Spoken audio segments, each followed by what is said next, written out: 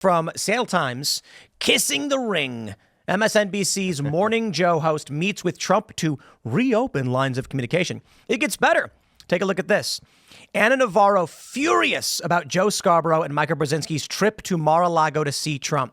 And now apparently they're getting boycotts. There's calls to boycott their show by all 28 people who watch it. Okay, it's 28,000. Yeah. But when I showed the ratings, which are by 1,000, it said Morning Joe 28. And I was like, only 28,000 viewers in the key demo. And everyone responded with, are you sure it's not just 28? So this is what they're being accused of. They have this clip where they said, obviously we disagree with Donald Trump, but we decided we got to do something different. We're going to go talk to him. It's too late. These people have gone so insane. Yeah. MSNBC's ratings are gone. Comcast is talking about getting rid of it. CNN's laying people off. The View is trying to hire a pro-Trump personality. That's the report that's coming out. This is why I think optics really does matter. There are regular people. I think most people are divided, but I think a default liberal, the average default liberal, is only going along with the left because they think that is the mainstream. So I was saying before the election, the reason that we have to win the popular vote is so that we can tell every single leftist you're on the wrong side of history. Yeah. All of a sudden now we're seeing Bill Maher comes out and he's like, oh, the left, they make me so mad. Democrats are snooty. It's like, oh, really, Joe? Really, Bill? You were saying Trump couldn't win 3 weeks ago. Now he's all of a sudden like, oh, I can't believe it. Now you got Seth Moulton coming out after the election saying, look, I'm concerned about a male athlete or former male athlete running over my daughters, and I'm supposed to be afraid to say that. He couldn't say it before the election. Here's my favorite is Ezra Klein. After the election comes out and says, all these people are saying that, when you hear crime is up or the costs are up, that's Fox News. Shut the F up. I live in New York. I talk to people. They are pissed. They are experiencing this, and I'm loving it. Ezra, where were you before the election to say these things? They didn't say it because they genuinely believed that the establishment was in control, and so they were going to say whatever they had to say. For good reason. For good reason. These are the moral cowards who are like, I'm angry, of course, but I'm just going to say whatever they want me to say so I can dodge their ire.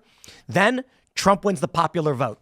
Now, all of a sudden, these people are coming out being like, well, Trump was right the whole time. I mean, I was always for Trump. But isn't this the idea of kind of the professional kabuki putting on the front of having really good optics? We say the right things. We're politically correct. We do this.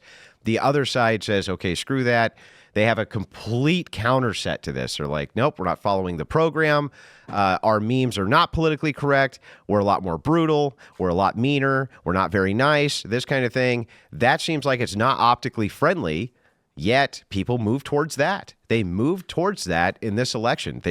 All of the things that you're kind of framing here with the View and they're clucking and this and that. That was all positive optics, right? We're nice. We're saying the right things. I agree and disagree. I think you're right on, the right is more shocking, offensive, and edgy, but that is the positive optics. People joking, like Dave Chappelle doing he did the Chinese Asian joke stereotype. Everybody laughed. That is fun and funny. And that's what we want to do. The left was playing this moral grandstanding of we will beat you and punish you, and that was scary. People fell in line because they controlled the institutions. Right, but that's mainstream optics, right?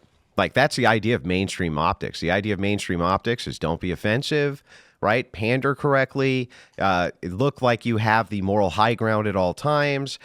Be completely affronted by everything everybody says. That seems to have been kind of the mainstream optical game. Even my entire lifetime. And that's why Trump, I think, I feel like he capitulated too much to that. Well, I think that's why it broke. Because once people realized I don't want to live this way, and other people, like I read that super chat where the guy says, when he saw the Rogan skin turned gray, he started to realize this is all fake. Yeah. So my point is, when we come for retribution and accountability, retribution, divine justice, whatever you want to call it, not revenge, not an emotional thing, it's a pragmatic thing.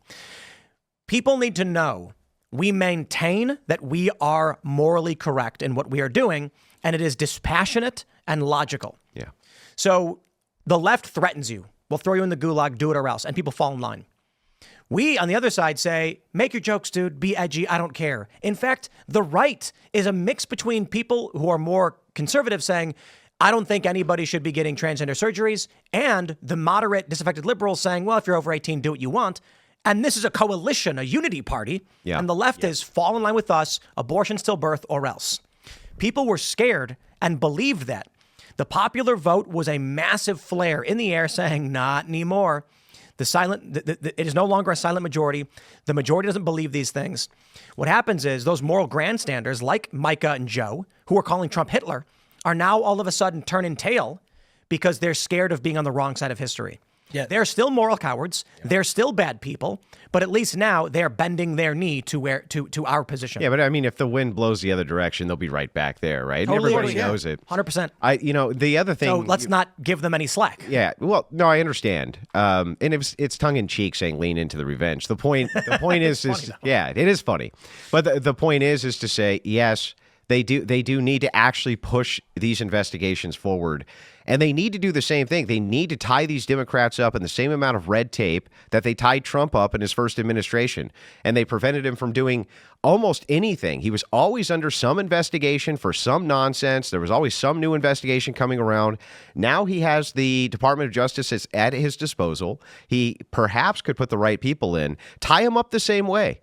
Tie them up with so much red tape, they look like a Christmas tree. You know what I mean? Do the same tactics back that they did to you. Now, is that revenge or retribution? Sure, we'll call it retribution. Accountability. Yeah, accountability. But the thing is, it's like unfortunately, you have to play by these tactics because otherwise you will die by them. I agree. I think, the thing I'm concerned about is the left scared everybody away by being brutal and authoritarian. Yeah. And so we have to make sure everybody knows freedom's on the other side of the fire, right? Stop pandering to these people. Stop pretending, and you can do your thing. And no one over here wasn't that the opposite of the messaging? Like their messaging was, these authoritarian right-wing fascists are going to come in and this and that, and they're going to take away your right to have an abortion, the ultimate freedom, That's the superliminal. Yeah. Then you had the liminal and the subliminal. And the subliminal was speak out of line and we will destroy your life. Yeah, I agree that was the undercurrent. I do agree with that was the undercurrent. But, abortion was the left's big push on freedom, right?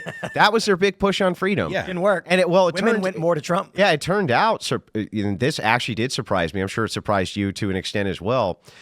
It turns out that there's far less women interested in murdering their children as previously advertised. Well, the joke that I love was women buy milk and eggs more than they get abortions. Yeah. So they're kind of like, well, if I'm weighing my... Yeah, a lot of truth in that. But regardless of what any of us dudes here think, young women under 30 skewed towards Trump by 11 points. There was a shift towards Trump. And then one of my favorite metrics was... You think it's because Kamala was a woman? Oh, I don't know. But one of my favorite metrics. Nobody hates women more than women, right? I was just going to say the exact same thing. Nobody hates women more than women. One of my favorite metrics was, no, I forgot where I was going with it now. Oh, sorry. I was going to say I agree with these leftist loony liberals. Oh, I'm sorry. I remember now. Sorry. Go for it. That when the exit polling was asked, do you think democracy is under threat in the United States? The +7, so the largest block was yes, we do think. There was a 7% edge among people who said, yes, there's a threat to democracy in support for Trump.